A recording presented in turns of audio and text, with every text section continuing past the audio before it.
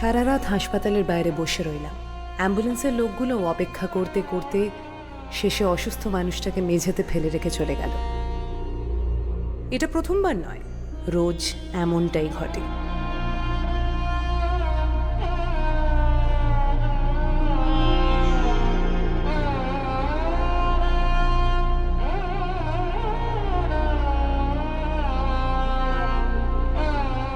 Doctor বলল bed নেই। হাসপাতালের বেডগুলো দখল করে রাখে অনুপ্রবেশকারীরা। ভোর হতে না হতেই সব শেষ।